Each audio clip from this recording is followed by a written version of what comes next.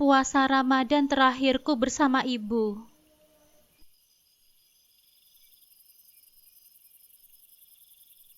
Assalamualaikum sahabat Bunda. Semoga Allah selalu memberikan kesehatan dan kebahagiaan untuk kita semua. Buat sahabat Bunda yang sudah subscribe, semoga rezekinya dilancarkan ya. Amin ya Rabbal Alamin. Bu, mohon maaf. Kataku dengan suara pelan, sedikit ragu untuk menyampaikan maksudku. Bu Widya, majikanku, menoleh dari sofa tempat ia duduk sambil menggendong anaknya. Matanya yang lembut menatapku penuh tanda tanya. Ada apa, Iza? Tanyanya dengan nada hangat.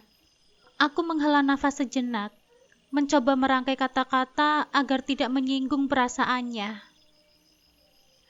Saya ingin pamit, Bu. Saya rasa tidak bisa melanjutkan pekerjaan ini lagi. Dahi Bu Widya berkerut, jelas terkejut dengan keputusanku yang tiba-tiba. Kenapa, Iza? Apa ada yang salah di sini? Kamu kurang nyaman? Atau ada yang mengganggumu? Aku menundukkan kepala, berusaha menahan air mata yang mulai menggenang. Bukan begitu, Bu. Bapak dan Ibu di sini sangat baik, dan anaknya juga tidak rewel. Tapi saya rindu ibu saya, Bu. Rasanya setiap malam saya selalu teringat pada beliau di kampung. Saya tidak bisa tidur dengan nyenyak. Selalu merasa bersalah meninggalkan ibu sendirian. Saya ingin pulang, Bu. Bu Widya terdiam sejenak, lalu menghela nafas. Ia menatapku dengan penuh pengertian. Saya mengerti, Iza. Rasa rindu pada orang tua itu memang sangat berat. Apalagi jika kamu belum terbiasa jauh dari keluarga. Tapi kamu yakin dengan keputusanmu ini? Jika hanya rindu, mungkin bisa menelpon ibumu lebih sering atau mengunjunginya saat libur. Aku menggeleng pelan. Saya sudah mencobanya, Bu.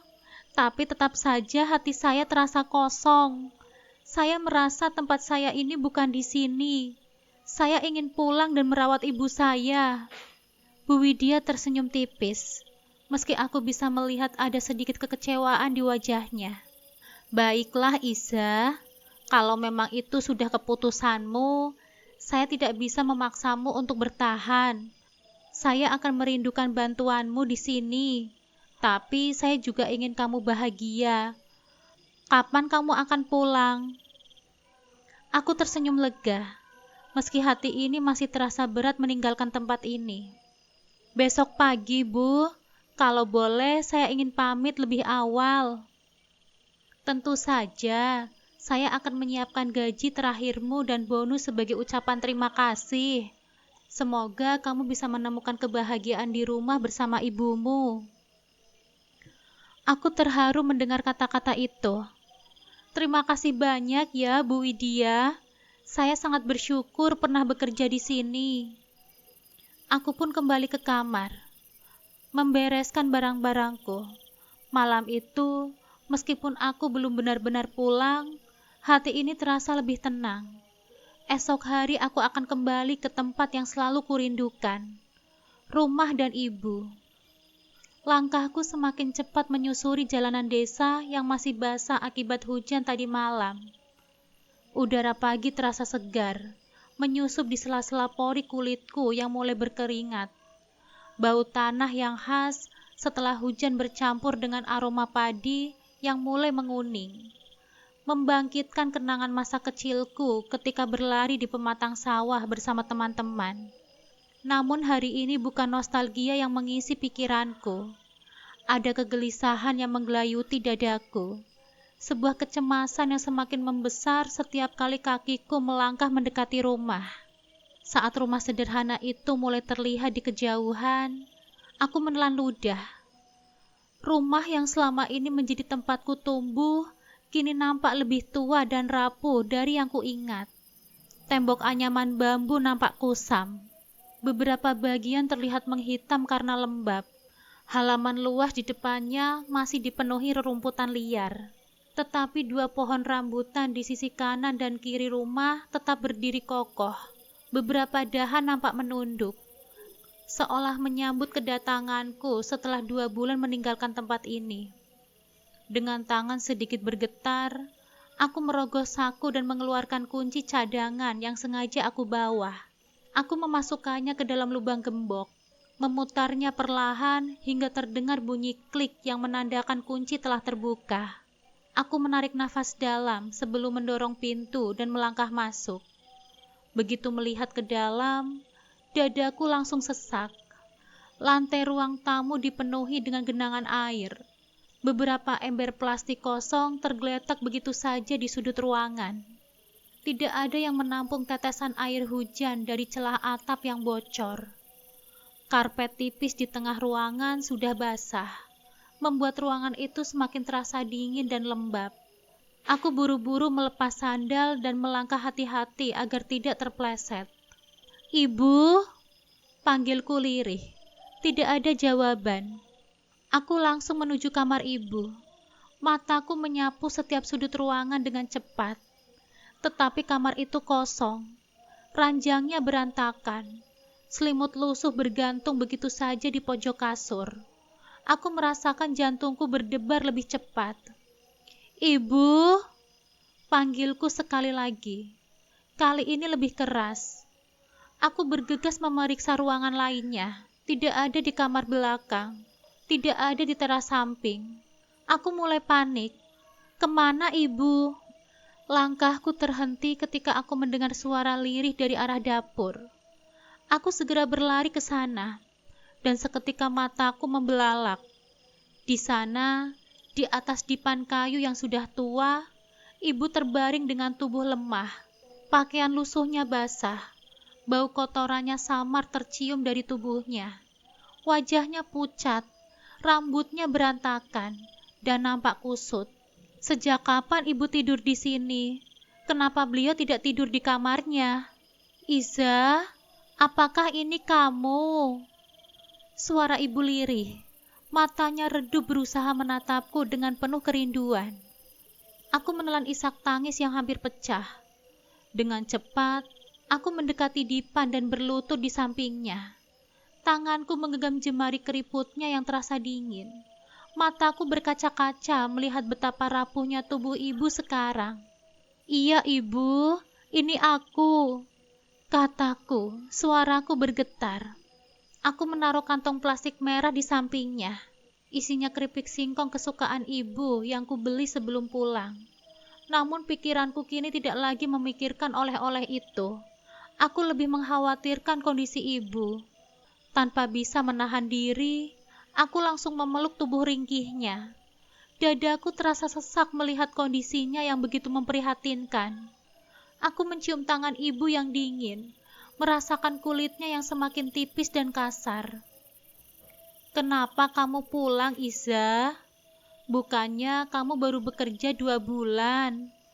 tanya ibu dengan suara lemah. Aku menatap wajahnya yang kini semakin tua. Senyuman lembut terukir di bibirnya meski hatiku penuh dengan kekhawatiran. "Gak apa-apa, Bu. Aku gak betah kerja ikut orang. Aku lebih suka kerja di sini saja, sekalian menemani ibu," jawabku, berusaha menenangkan beliau. Ibu terdiam sejenak. Matanya menatapku dalam. Sepertinya beliau tahu aku tidak berkata jujur sepenuhnya. Aku memang tidak betah bekerja di kota, tapi alasan sebenarnya adalah karena aku tidak bisa berhenti memikirkan ibu. Aku takut sesuatu terjadi pada beliau saat aku tidak ada di sini. Dan sekarang, melihat keadaannya, aku merasa keputusanku untuk pulang adalah keputusan yang terbaik. "Iza, ibu baik-baik saja kok, Nak," katanya dengan suara lirih. "Kamu gak perlu mengorbankan pekerjaanmu demi ibu." Aku menggenggam tangannya dengan erat. "Ibu bilang baik-baik saja, tapi lihat rumah ini, Bu. Lantainya banjir. Ibu sampai tidur di dapur. Terus ibu juga kelihatan lemah sekali. Aku nggak bisa diam saja, Bu. Aku nggak bisa ninggalin ibu lagi. Matanya mulai berkaca-kaca. Aku tahu di balik tatapannya ada perasaan bersalah karena aku harus kembali. Namun aku tidak peduli. Aku lebih memilih berada di sini, di sampingnya, daripada harus terus bekerja di kota, sementara hati dan pikiranku selalu tertinggal di rumah ini. Aku menarik nafas dalam-dalam, berjanji dalam hati bahwa aku akan mencari cara untuk tetap bisa bekerja tanpa harus meninggalkan ibu sendirian lagi. Aku sendiri sejak awal akan berangkat kerja, memang tidak sanggup jika harus meninggalkan ibu sendirian di rumah. Setiap kali aku melangkah pergi, hatiku selalu diliputi rasa was-was. Aku tahu bahwa seharusnya aku percaya pada Mbak Lucy, istri Mas Ridwan, yang katanya akan merawat ibu.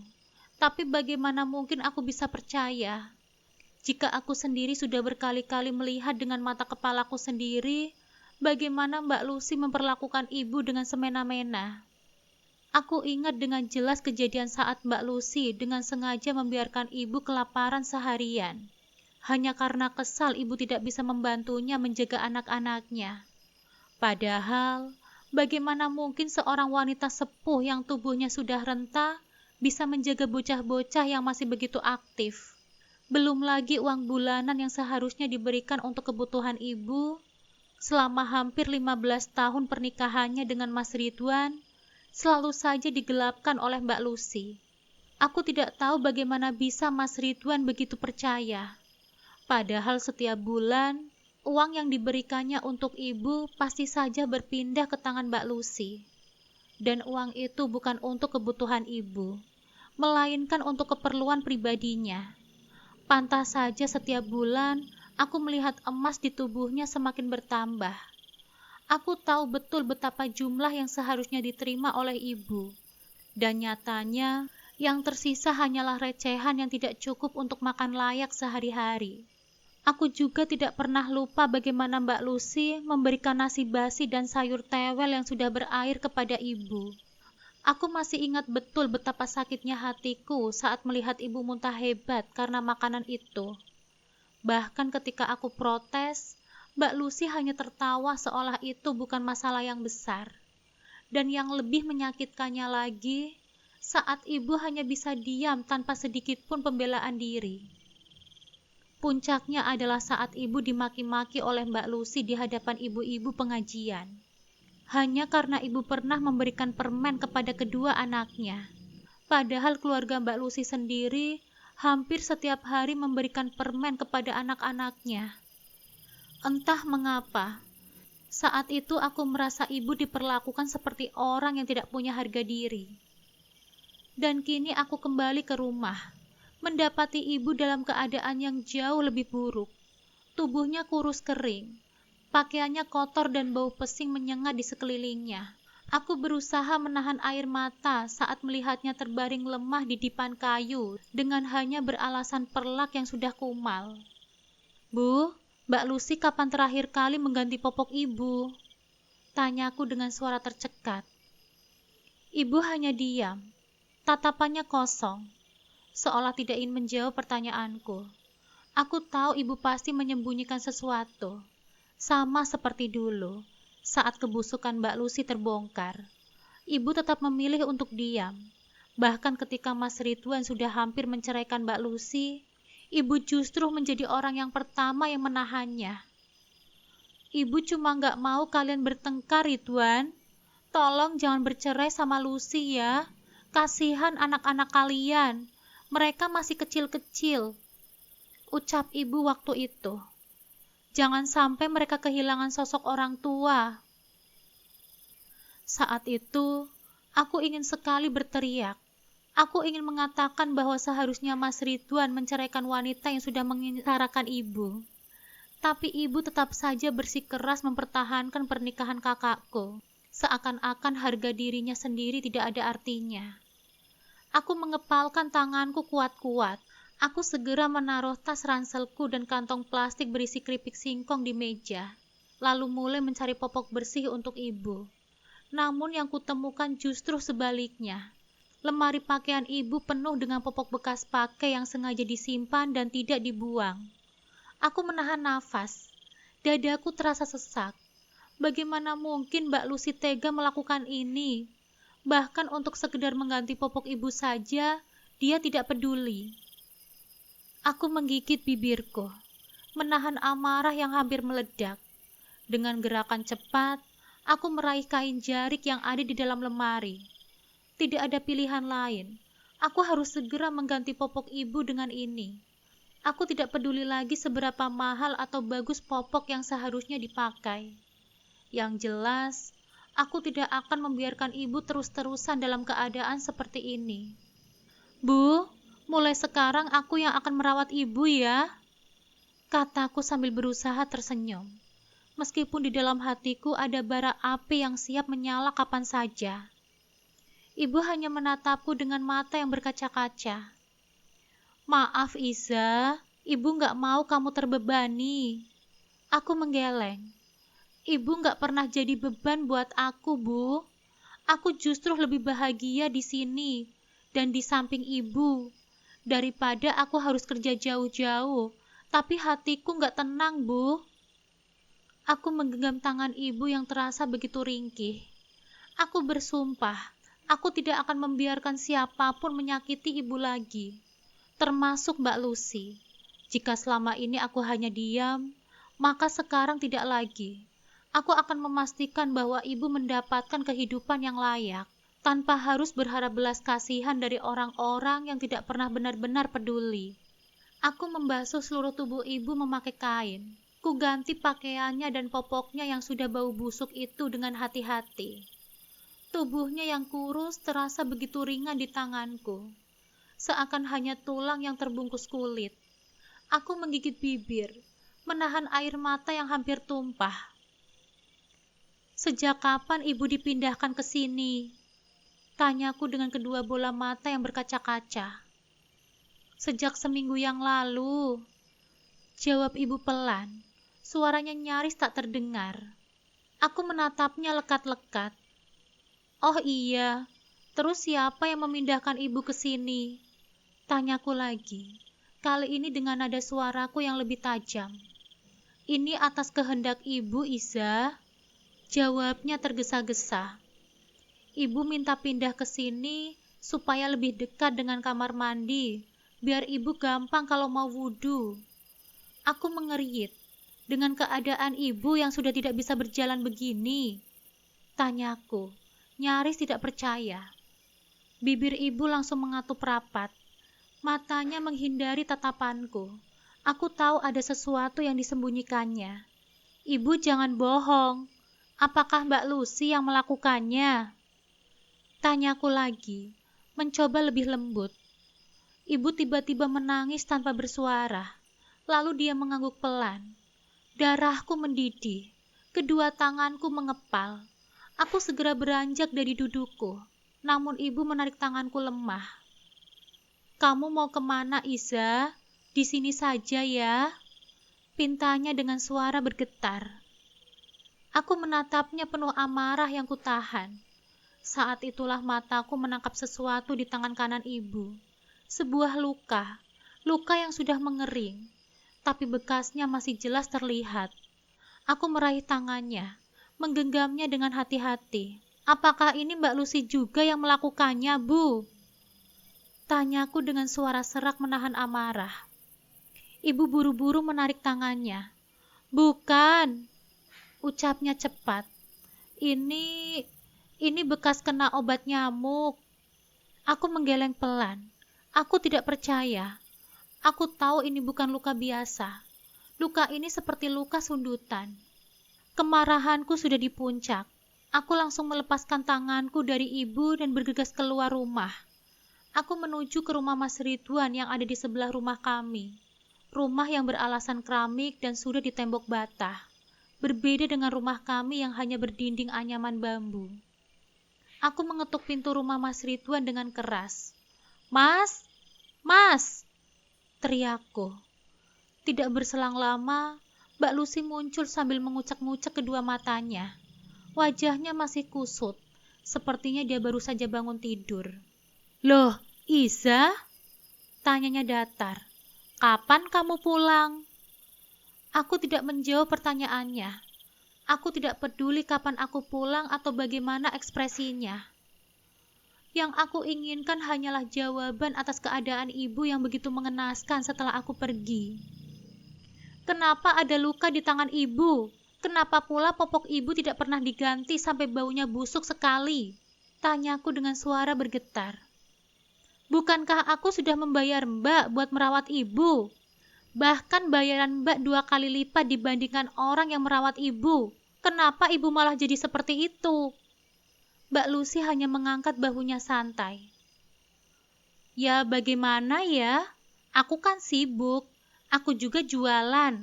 Lagian ibu juga sudah tua dan sebentar lagi juga dia meninggal. Tinggal nunggu waktunya saja." Aku terdiam sesaat. Kalimat itu begitu dingin, seolah ibu hanya beban yang menunggu ajalnya. Dadaku terasa sesak. Amarahku membuncah tanpa bisa lagi kutahan. Plak! Ku menampar keras pipi Mbak Lucy. Suara tamparan itu menggema di udara. "Jaga mulut kamu ya, Mbak!" teriakku. Baru kali ini aku menampar seseorang. Baru kali ini aku meluapkan amarahku yang selama ini kupendam dalam-dalam. "Kamu di sini itu cuma orang lain. Harusnya kamu tahu diri, Mbak." Mbak Lucy menatapku dengan tatapan marah dan tidak terima. Tangannya mengelus pipinya yang merah akibat tamparanku.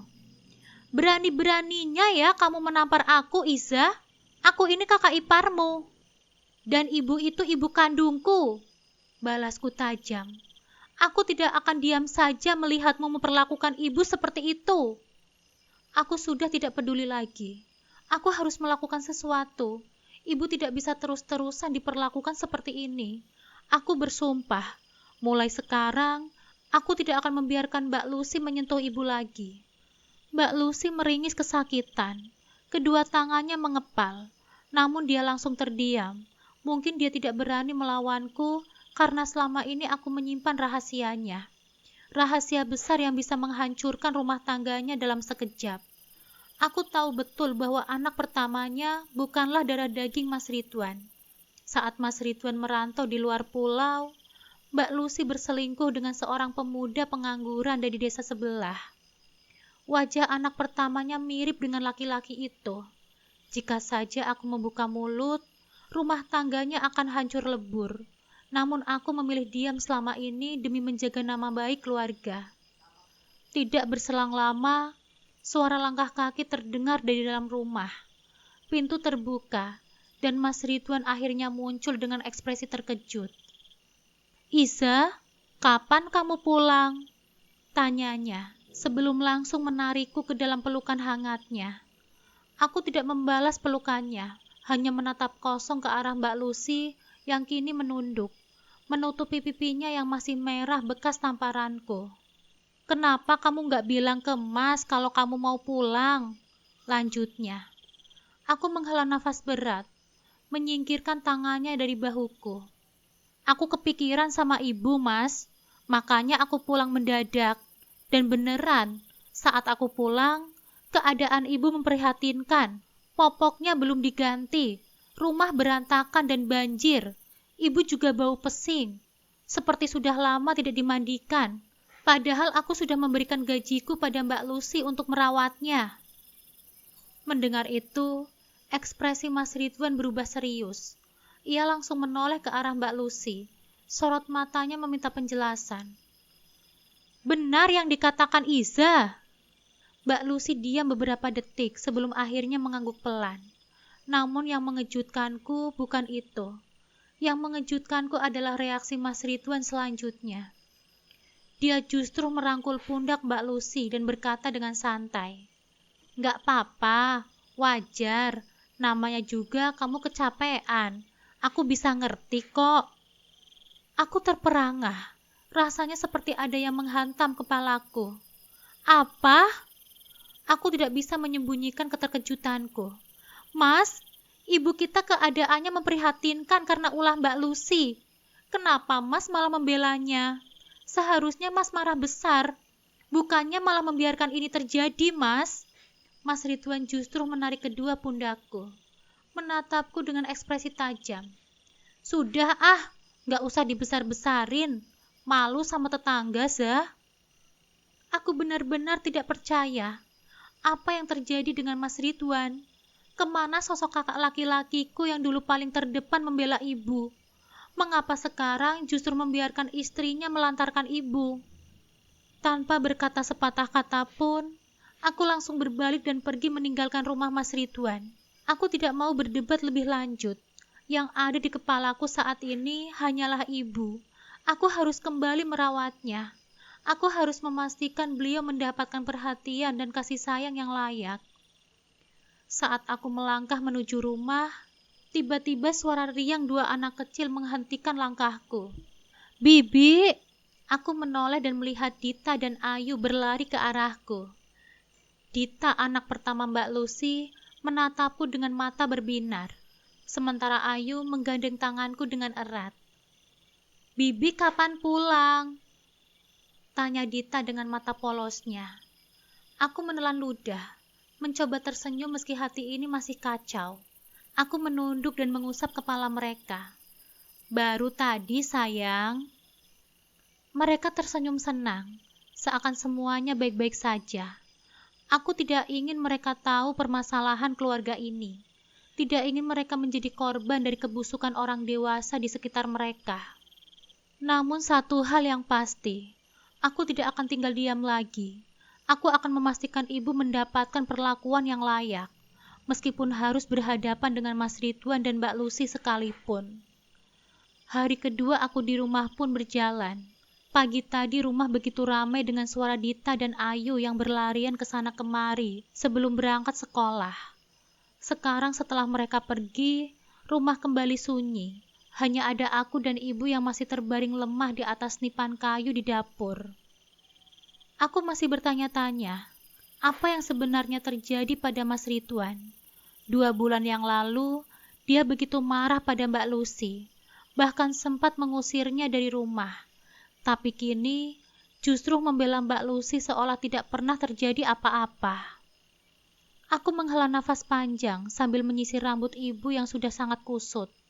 Rambutnya dulu selalu harum dan terawat. Aku ingat betul, setiap pagi sebelum berangkat kerja, aku selalu membantu menyisir rambut ibu dan mengepangnya dengan rapi. Tapi sekarang, rambut ibu kering, kusut, bahkan terasa kasar di tanganku. Iza, suara ibu pelan, membuyarkan lamunanku. Kamu kenapa, nak? Aku tersentak. Aku tidak mau ibu tahu bahwa pikiranku sedang dipenuhi pertanyaan-pertanyaan tentang perubahan sikap Mas Ridwan. Gak ada apa-apa kok, Bu, ucapku, berusaha tersenyum. Ibu menatapku lama sebelum akhirnya bertanya, kamu gak sedang bertengkar sama mbakmu kan? Aku terdiam. Pertanyaan itu seolah menyentakku. Aku tidak ingin berbohong, tapi aku juga tidak ingin membuat ibu khawatir.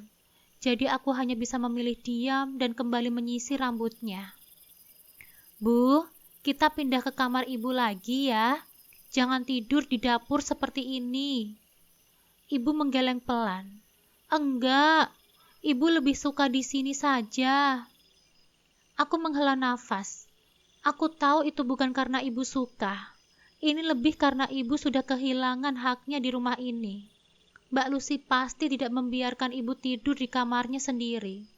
Aku tidak mau memperpanjang masalah. Jadi aku hanya mengangguk kecil. Baiklah, Bu. Oh iya, aku mau masak. Ibu pasti lapar kan? Iya, Iza. Aku hendak bangkit ketika tiba-tiba teringat sesuatu. Aku merogoh tasku dan mengeluarkan sekantong keripik singkong yang kubeli sebelum pulang. Bu, ini buat ganjal perut. Makan ini dulu ya. Ibu tersenyum, tapi senyuman itu cepat memudar. Tapi gigi ibu kan tinggal sedikit, nak. 2 minggu lalu 3 gigi ibu copot. Ibu juga sudah gak mampu untuk mengunyah yang keras-keras. Aku terhenyak. Gigi ibu copot. Kok bisa, Bu? Setahuku, gigi ibu kuat. Bahkan aku mewariskan kekuatan gigi itu darinya. Tapi bagaimana bisa dalam waktu 2 bulan saja, gigi ibu sampai copot seperti itu? Aku menghela nafas. Ibu habis jatuh waktu mau mengambil sesuatu di meja dekat tempat tidur ibu. Aku menatap ibu dengan mata panas.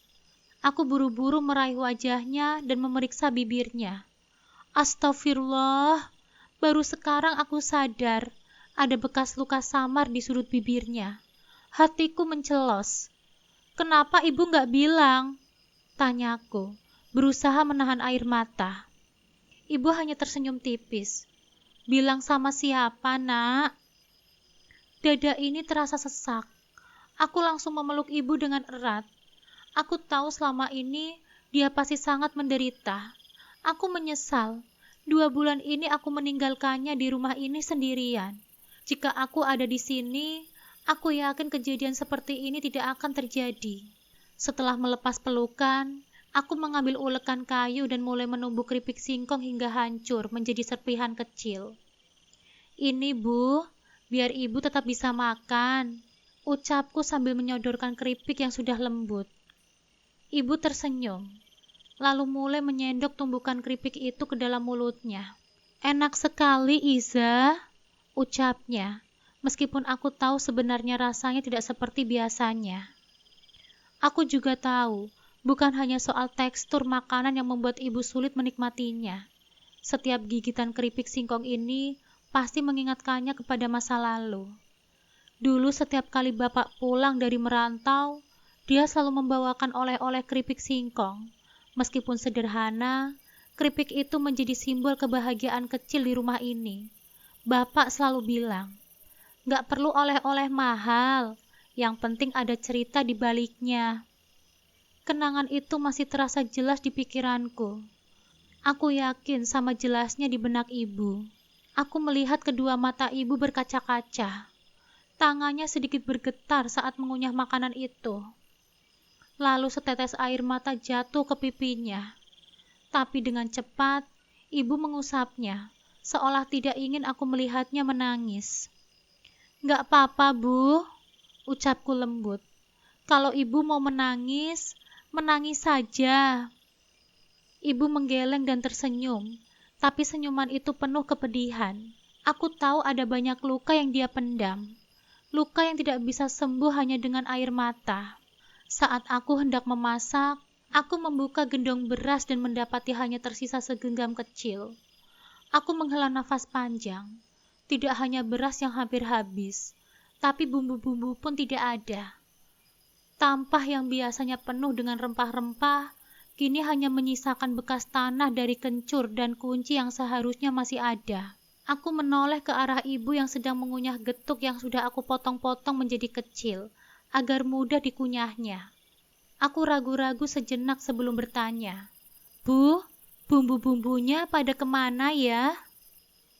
Ibu menghentikan kunyahannya sesaat, lalu menjawab dengan suara datar, "Sudah habis, kan buat masak makanan ibu sama Mbak Lucy." Aku terdiam, mataku menatap tajam ke arah ibu. Aku tahu itu tidak benar. Ibu bukan tipe orang yang makan banyak. Apalagi sekarang tubuhnya semakin kurus dan lemah. Aku memandangi dapur lebih saksama. Ada yang janggal. Dandang yang biasanya aku pakai, kini lebih kecil dan tipis. Aku juga baru sadar, beberapa perabotan hilang. Sendok, sutil, dan piring-piring yang dulu kami miliki, hanya tinggal 4 piring seng yang sudah kotor dan penuh dengan tambalan. Aku mengepalkan tangan. Aku tahu pasti siapa yang telah mengambilnya. "Kamu mau kemana?" tanya ibu dengan nada cemas saat melihat aku bangkit berdiri. "Aku mau mengambil barang-barangku di rumah Mbak Lucy, Bu. Barang-barang itu milikku. Aku yang membelinya sejak dulu," ucapku dengan tegas.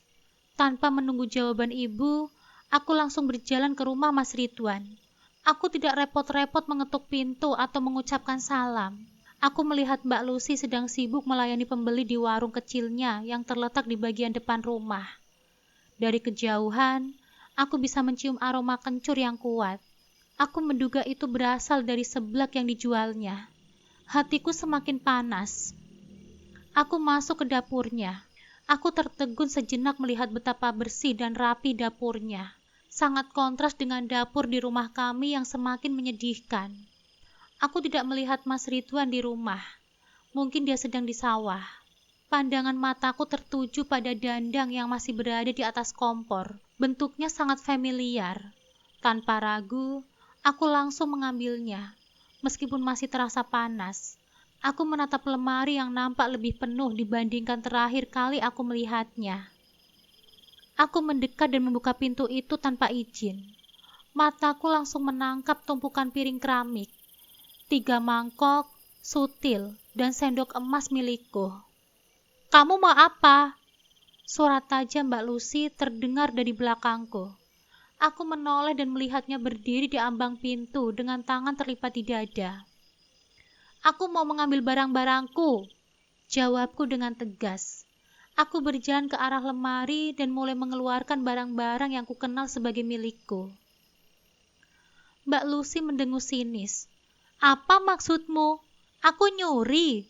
Aku cuma mindahin barang-barang itu kok, biar nggak gampang rusak. Makanya semua perabotan aku taruh di sini. Lagian buat apa aku mencuri? Aku mampu kok beli sendiri." Aku tidak menjawab. Aku hanya menatapnya dengan pandangan dingin. Aku tidak ingin berdebat, karena aku tahu ini hanya akan membuang-buang energi. Aku lalu tidak sengaja meraih sebuah piring seng yang sudah dipenuhi tambalan. Saat aku hendak membawanya juga, tangan Mbak Lucy menahan tanganku. "Jangan yang ini," katanya.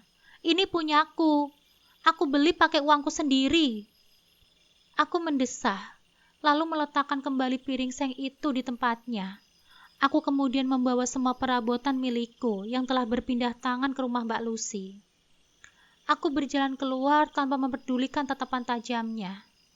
Aku tidak akan rela membiarkan mereka menggunakan perabotan yang aku beli sendiri. Sementara mereka sudah mengambil hampir semua barang-barang peninggalan bapak dan ibu. Mulai dari meja dan kursi yang baru dibeli bapak 5 tahun yang lalu sebelum kematiannya. 2 lemari kayu jati, ranjang kayu, bahkan televisi satu-satunya di rumah. Aku menggigit bibir, menahan amarah yang mendidih di dadaku. Sudah cukup selama ini aku diam. Aku tidak akan tinggal diam lagi. Aku pun pergi meninggalkan rumah Mas Ridwan dengan amarah membara di dada. Langkahku cepat, nyaris terburu-buru menuju warung kelontong yang juga menjual sayur-sayuran segar. Di dalam kepalaku berkecamuk berbagai pikiran tentang Mbak Lucy dan bagaimana ia memperlakukan ibu dengan semena-mena. "Mak, beli," panggilku dengan nada sedikit tinggi, membuat beberapa orang yang sedang berbelanja ikut menoleh. Tidak berselang lama, muncul Mbak Fatimah dari dalam rumahnya, membenahi kerudungnya yang sedikit miring. Wajahnya selalu nampak ramah, selalu berubah ceria ketika melihatku. "Beli apa, Iza?" tanyanya sambil mengambil keranjang kecil tempatnya menaruh belanjaan pelanggan. Tanpa basa-basi, aku segera mengambil beberapa bahan makanan. "Beli toge 2.000, cabai setengah kilo, beras juga mak 5 kilo. Berasnya kasih yang bagus ya." "Iya, terus apa lagi?" tanya Mak Fatimah sambil mengambil beras dari karungnya. "Tambah garam 3.000 dan micin 2.000 ya mak." Mak Fatimah mulai menghitung belanjaanku. Jari-jarinya lincah menekan tombol kalkulator kecil yang sudah usang. "Beras sekarang sudah naik, Iza. Jadi 14.000 sekilo. Cabai setengah kilo 10.000. Toge 5.000. Garam 3.000. Micin 2.000. Semua totalnya jadi..." Sebelum Mak Fatimah sempat menyebut total belanjaanku, tiba-tiba terdengar suara khas yang tidak asing di telingaku. "Loh, Iza, kapan kamu pulang?" Suara itu berasal dari Bu Nur, perempuan parubaya yang terkenal sebagai ratu gibah di kampungku. Aku hanya bisa menghela nafas dalam hati. Kalau sudah bertemu dengan Bu Nur, pasti ada saja gosip yang ia sebarkan. Katanya kamu kerja di kota, kok sudah di sini? Tanyanya lagi sambil memandangku penuh selidik. Iya Bu, saya pulang kemarin. Jawabku pendek, berusaha tetap sopan. Mak Fatimah menyerahkan kantong kresek berisi belanjaanku. Totalnya jadi 90.000 ya Iza. Aku mengeluarkan selembar uang 100.000 dan menyerahkannya kepada Mak Fatimah. Tapi sebelum ia sempat memberikan kembalian, Bu Nur sudah menyelipkan komentar lain. Iza, Mbak Iparmu bilangin tuh, mulai genit lagi sekarang. Masa jualan yang beli banyak om-om, sudah gitu cara dia melayani juga bikin orang kampung ini risih. Aku sedikit tersentak. Biasanya aku tidak terlalu memperdulikan gosip Bu Nur. Tapi kali ini aku diam-diam mencatatnya dalam kepalaku. Bisa saja ada sedikit kebenaran dalam perkataannya. Iya Bu, nanti aku coba ngomong sama Mbak Lucy, jawabku. Suaraku sengaja kubuat pelan. Aku ingin tahu dulu keadaan yang sebenarnya sebelum mengambil kesimpulan. Oh iya Iza, ibumu itu kasihan loh. Tiba-tiba Mak Fatimah ikut bicara. Kali ini dengan nada prihatin. Kemarin gak tahu kenapa Lucy dorong ibu sampai jatuh. Tetangga sempat mau bantu, tapi ibumu bilang gak usah. Padahal kami lihat giginya copot, Iza. Ya Allah, nafasku tercekat. Tangan yang tadi kukepalkan di dalam saku baju mulai gemetar. Aku berusaha menahan amarah yang mulai membuncah. Sejahat-jahatnya seseorang, apakah mungkin sampai hati mendorong ibu sendiri sampai jatuh? Bahkan sampai mencelakainya. Aku menggigit bibirku. Tidak, aku tidak akan tinggal diam. Ya Allah, segitu kejamnya Mbak Lucy sampai tega memperlakukan ibu begitu. Batinku menangis. Ya sudah Bu, makasih ya informasinya. Nanti aku sampaikan juga ke Mas Ridwan. Jawabku, berusaha mengendalikan nada suaraku yang mulai bergetar. Sama satu lagi Iza. Bu Nur kembali menyelipkan suara sebelum aku pergi. Kalau bisa, bilangin ke mbakmu itu ya, jangan jualan seblak sampai malam. Sudah yang beli banyaknya om-om, suaminya kerja malam pula. Apa nggak takut kejadian yang nggak diinginkan? Zaman sekarang ini, setan lewat di mana-mana loh. Aku menggigit bibir, berusaha tetap tenang. Iya Bu, permisi ya. Tanpa menunggu jawabannya, aku segera melangkah pergi meninggalkan mereka. Aku menggenggam erat kantong belanjaan di tanganku, tapi dalam kepalaku, amarah dan kekhawatiran bercampur menjadi satu. Ini tidak bisa dibiarkan. Aku harus bicara dengan Mbak Lucy, dan yang lebih penting lagi, aku harus memastikan bahwa ibu tidak lagi disakiti oleh siapapun, bahkan oleh anaknya sendiri. Aku pulang ke rumah dengan langkah yang berat. Di dalam hatiku, aku masih tidak percaya dengan apa yang kudengar dari Bu Nur dan Mak Fatimah. Jika benar Mbak Lucy sampai tega mendorong ibu hingga giginya copot, maka ini sudah keterlaluan. Tapi aku harus mendengar langsung dari ibu sebelum aku benar-benar mengambil keputusan. Bu, giginya sebenarnya copot kenapa? Tanyaku setibanya di rumah. Ibu yang sedang duduk di dipan kayu menatapku dengan senyum samar. Karena ibu jatuh, Za. Aku merasakan mataku panas. Aku tahu ibu hanya berusaha menenangkanku. Jangan bohong, Bu. Aku dengar kalau Mbak Lucy yang mendorong ibu sampai ibu jatuh. Itu benar kan, Bu? Ibu terdiam sejenak, lalu mengangguk pelan. Iya, Iza. Dia kesal karena ibu sering pipis. Katanya bikin rumah ini jadi bau. Pagi harinya dia marah-marah, terus dorong ibu sampai ibu jatuh ke lantai dapur. Hatiku remuk seketika. Ibu sudah tua, seharusnya dia dirawat dengan penuh kasih sayang, bukan diperlakukan seperti ini. Kenapa nggak bilang ke Mas Ridwan, Bu? Ini sudah keterlaluan. Ibu menggeleng lemah. Buat apa, Iza? Nanti kalau Masmu tahu, dia akan marah. Rumah tangga mereka akan berantakan. Ibu nggak mau jadi penyebab keributan mereka. Lagi pula, sekarang Lucy kan sedang hamil. Aku mengerutkan kening. Hamil? Mbak Lucy hamil lagi, Bu. Ibu mengangguk. Sudah 2 bulan. Mungkin itu juga kenapa dia lebih sensitif sekarang. Makanya Mas Ridwan sekarang lebih lembut ke dia dan selalu menuruti permintaannya. Masmu kerja siang dan malam, Iza. Jadi buruh tani nggak cukup buat biaya hidup mereka. Apalagi sekarang ada anak di kandungan Lucy. Dia ambil kerjaan tambahan jadi penjaga malam di pabrik gula. Pulangnya sering pagi.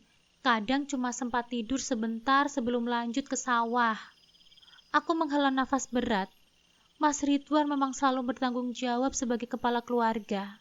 Tapi aku tidak bisa terima kalau ini semua hanya untuk memenuhi tuntutan Mbak Lucy yang semakin menjadi-jadi. Aku menggenggam tangan ibu dengan erat. Ibu nggak usah khawatir. Aku nggak akan tinggal diam kali ini.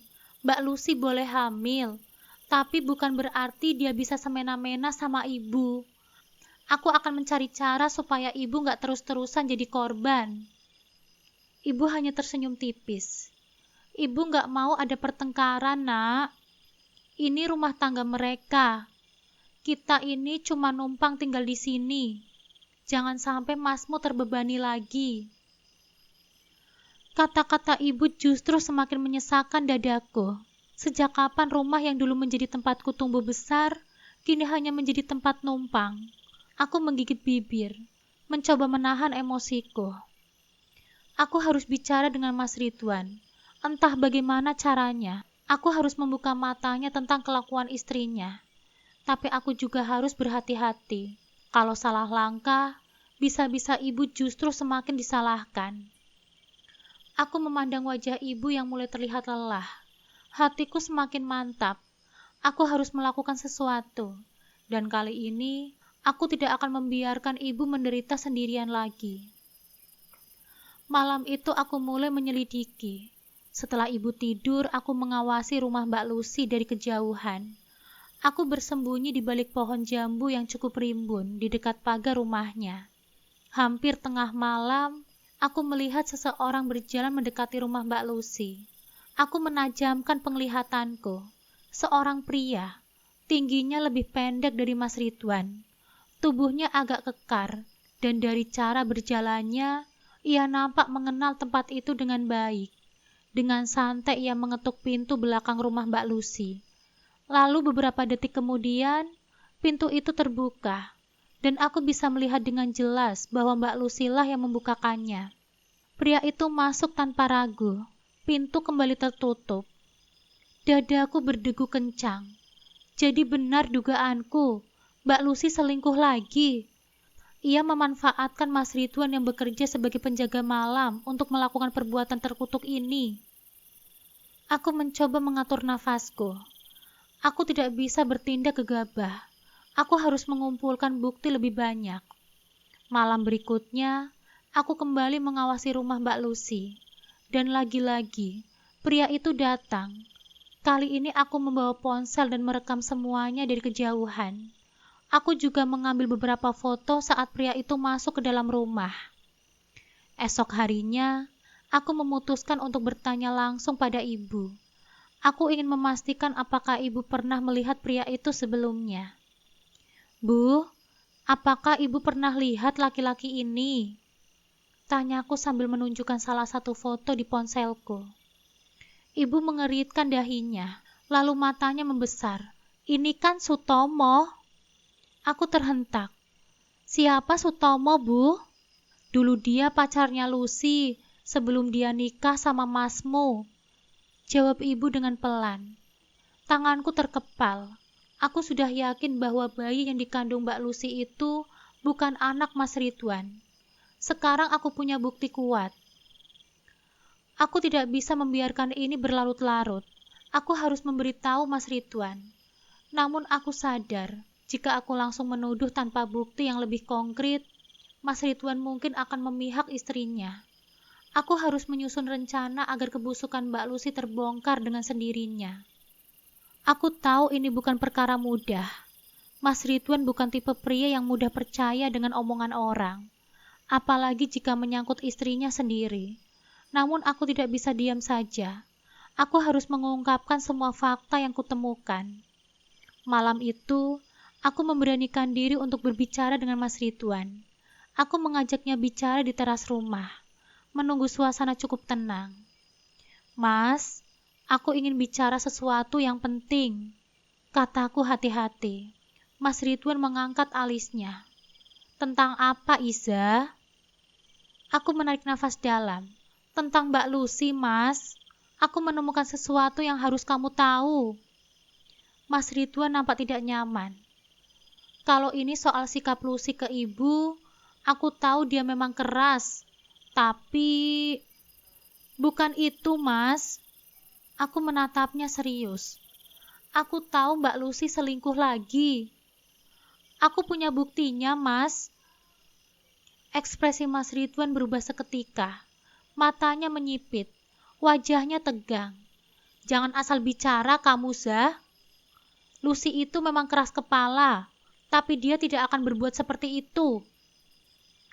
Tanpa banyak bicara lagi, aku mengeluarkan ponsel dan menunjukkan foto yang kuambil diam-diam.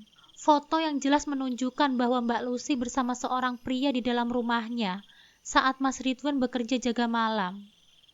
Mas Ridwan meraih ponselku dengan tangan bergetar. Matanya terpaku pada layar, lalu tangannya mengepal kuat-kuat. "Astagfirullah, ini bohong kan, Zah?" Aku menggeleng pelan. "Aku harap ini hanya mimpi buruk, Mas. Tapi kenyataannya tidak begitu. Mbak Lucy mengajak pria lain masuk ke dalam rumahnya saat anak-anak sudah tidur. Aku juga yakin anak yang dikandungnya itu bukan anak Mas Ridwan." Mas Ridwan terdiam. Aku bisa melihat bagaimana emosinya bergejolak. Dia mencoba menahan amarah, tetapi tangannya sedang menggenggam ponselku begitu erat, hingga kuku-kuku jarinya memutih. Tanpa banyak bicara lagi, Mas Ridwan langsung beranjak ke rumahnya. Aku mengikutinya dari belakang dengan hati-hati. Begitu pintu terbuka, wajah Mbak Lucy nampak terkejut melihat ekspresi suaminya yang begitu marah. "Kamu selingkuh, Lucy?" Suara Mas Ridwan bergetar menahan amarah. "Apa? Omong kosong apa lagi ini, Mas?" Mbak Lucy berusaha mengelak. "Jangan pura-pura bodoh kamu." Mas Ridwan menghempas ponselku di atas meja, menunjukkan bukti yang ada. "Jelaskan ini semua." Wajah Mbak Lucy pucat. Dia terdiam beberapa saat sebelum akhirnya tersenyum miring. "Ya udah, emang iya. Terus kenapa? Kamu pikir aku betah hidup susah sama kamu?" Tamparan keras mendarat di pipi Mbak Lucy. Mas Ridwan menghembuskan nafas panjang sebelum akhirnya berkata dengan suara berat, "Mulai hari ini, aku akan talak kamu, Lucy. Pergi dari rumah ini, tapi anak-anak tetap bersamaku. Aku gak akan membiarkan mereka diasuh oleh perempuan macam kamu." Mbak Lucy menganga, seakan tidak percaya apa yang baru saja terjadi. "Kamu gila, Ridwan. Aku ini kan sedang hamil. Dan aku yakin anak itu bukan anakku. Keluar dari rumah ini sebelum aku benar-benar hilang kesabaran." Bentak Mas Ridwan. Dengan penuh amarah, Mbak Lucy mengumpulkan barang-barangnya dan pergi malam itu juga. Setelah kejadian itu, aku juga menceritakan bagaimana selama ini Mbak Lucy memperlakukan ibu dengan kejam. Aku menceritakan semuanya, dari gigi ibu yang copot karena didorong, hingga segala perlakuan kasar yang diterima oleh ibu darinya. Mas Ridwan terdiam lama. Wajahnya penuh rasa bersalah. "Aku benar-benar gak tahu, Iza. Aku pikir dia hanya capek saja merawat ibu. Aku gak tahu kalau dia sekejam itu." Aku bisa melihat sorot penyesalan di matanya. Dia mengusap wajahnya berulang kali, seakan tidak percaya dengan semua yang baru saja ia dengar. Seminggu berlalu sejak kejadian itu, suasana rumah jauh lebih tenang sekarang. Mas Ridwan tidak lagi bekerja sebagai penjaga malam. Dia hanya fokus di sawahnya. Yang lebih mengejutkan, dia mulai merawat ibu dengan penuh perhatian. Dia bahkan sering menyuapi ibu makan dan memastikan semua kebutuhannya terpenuhi. Aku melihat perubahan besar pada Mas Ridwan. Aku tidak pernah menyangka dia bisa menjadi laki-laki yang lebih bertanggung jawab setelah kehilangan wanita yang selama ini ia pertahankan mati-matian. Iza, makasih ya. Kalau bukan karena kamu, Mas mungkin masih dibutakan oleh dia. Ucapnya suatu hari. Aku tersenyum kecil. Kita semua ingin yang terbaik untuk keluarga ini, Mas. Yang penting, sekarang ibu dan anak-anak Mas baik-baik saja. Alhamdulillah kehidupan aku dan Mas Ridwan mulai membaik. Ibu juga sudah berada di tempat yang semestinya. Sore itu, ibu tiba-tiba mengajakku berbicara. Kita puasanya jadi kapan, Iza? Tanya ibu kepadaku saat melipat mukena putihnya. Insya Allah besok, Bu. Berarti kita semua puasanya bareng ya? Tanya ibu lagi yang terdengar begitu antusias. Aku mengangguk. Besok ibu mau ikut puasa juga ya? Aku tersenyum lebar ke arah ibu yang memiliki harapan besar pada puasa tahun ini. Iya, Bu. Sahur! Sahur! Suara orang-orang membangunkan sahur terdengar dari kejauhan. Aku merasakan wajahku diusap lembut oleh ibu. Iza, bangun. Waktunya sahur. Ucapnya. Ridwan, ayo bangun. Aku dan Mas Ridwan pun terbangun dari tidur kami. Kebetulan Dita dan Ayu memang belum kami paksakan untuk berpuasa. Tidak lama setelah itu, hidangan sahur pun tersaji di atas meja plastik dekat tempat tidur ibu. Makanan sederhana, hanya nasi, sayur lodeh dan ikan asin. Namun kami menikmatinya dengan penuh syukur. Sambil makan sahur, aku, Mas Ridwan dan ibu banyak bercerita mengenai masa kecil kami berdua bersama ibu. Kami berbagi tawa, mengingat kenakalan kami saat kecil, dan menikmati kehangatan keluarga yang mungkin sudah lama tidak kami rasakan. Ridwan, Iza, ibu pengen sholat berjamaah di musola. Sudah lama ibu tidak sholat berjamaah. Nanti ibu bisa dianterin ke sana enggak? Dengan spontan kami mengangguk bersama. Apapun yang ibu mau, pasti kami akan turuti. Usai sahur, aku melepas popok ibu dan membersihkan tubuhnya dengan lembut. Sementara itu Mas Ridwan bersiap untuk menggendongnya ke kamar mandi. Namun tiba-tiba mengucurlah air pipis membasahi punggung Mas Ridwan. Ridwan, ibu pipis. Bukannya jengkel atau marah, Mas Ridwan justru tersenyum dan berkata, "Gak apa-apa, Bu. Kan nanti Ridwan bisa ganti baju sekalian mandi." Ibu hanya tersenyum, senyuman yang tulus, seakan merasa bahagia masih memiliki anak-anak yang mau merawatnya. Tidak berselang lama, setelah ibu selesai mandi, aku memakaikan mukena putih yang sudah mulai usang, namun tetap terlihat bersih. Mata ibu berbinar, seolah kembali menjadi wanita muda yang siap beribadah dengan penuh semangat. Iza, apakah sudah selesai? Tanya Mas Ridwan yang sudah bersiap-siap. Sudah, Mas. Kami bertiga pun berjalan menuju musola dekat rumah kami. Udara subuh begitu sejuk. Langit masih gelap dengan bintang-bintang yang masih enggan pergi. Di sepanjang perjalanan, ibu terus bersikir. Suaranya lirih namun penuh ketulusan. Sesampainya di musola, Mas Ridwan meletakkan ibu di soft perempuan. Aku duduk di sebelahnya.